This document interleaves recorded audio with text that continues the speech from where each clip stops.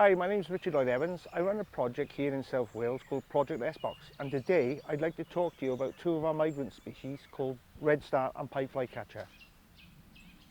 The pied flycatcher is a little black and white bird, slightly smaller than a house sparrow, and it lives broadleaf woodlands of oak and beech. The pied flycatcher migrates from Central Africa. It flies up through Africa, some over the Sahara Desert, over into Spain, up into France, then up into the UK. The western fringes of the UK are best suited for the pied flycatcher because they do like upland areas. So we're talking the moors, on the woodlands and moors on Devon and Cornwall, Mid Wales, Beacon Beacons, Brynion National Park, and then we've got the Lake District further up. Pied flycatchers return to Wales in particular, a good stronghold because of the ancient beech and oak trees that we've got here. So I always look for beech and oak to try and place my nest boxes. So I've got a nest box project here in Brynion, Beacons National Park, and I actually monitor about 1,000 nest boxes, tip boxes like this on the tree here. Obviously we monitor them during the breeding season, and at the end of the breeding season we actually take the chicks out of the nest box and put little tiny rings around them, identification numbers, and that's a good way of keeping an eye on the species. So a standard tit box, the dimensions you can actually find on the British Trustwall Authority or the Royal Society of Protection of Birds. There's plenty of plans on there for them. You can actually use a 28mm hole for pied flycatchers and redstarts, but all mine are 32mm hole. I do it 32mm hole because that caters for all small hole nesting birds up to a lesser spotted woodpecker. Placing them, the general rule of thumb again is to get the entrance hole in an easterly direction, so all the elements in the summer and springtime is on the other side of the tree and it protects it more.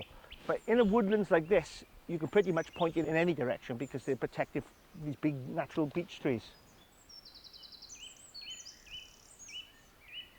So over 10 years, my project is grown quite well, and I've got a team of volunteers that help me monitor the boxes.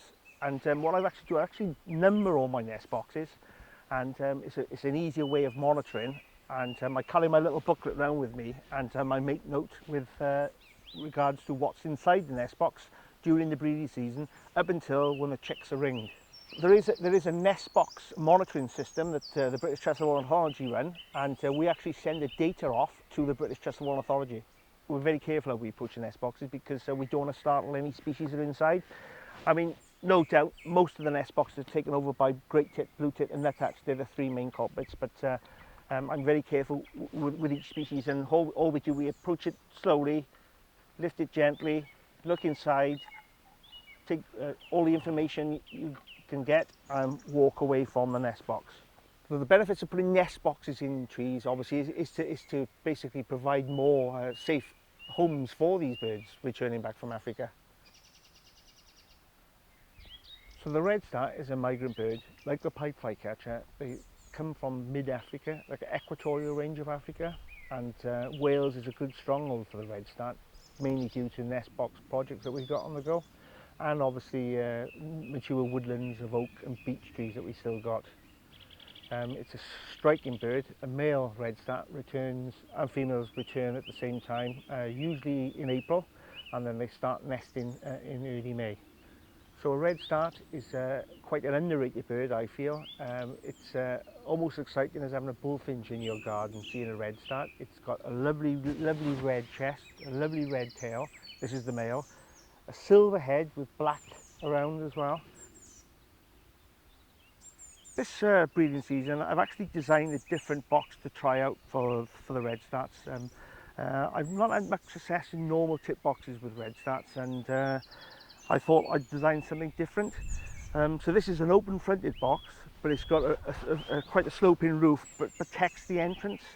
I've also got a catch on it, so it stops grey squirrel from pushing up the lid, and it's narrow enough to avoid crows and magpies and that type of thing. I can still access it to be able to ring the chicks and obviously clean the nest at the end of the year.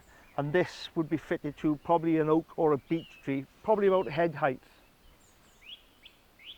Redstarts favour unnatural cracks in stone walls and trees like that, so I thought that's what I would try, a slightly open fronted box but protected from birds of prey as well.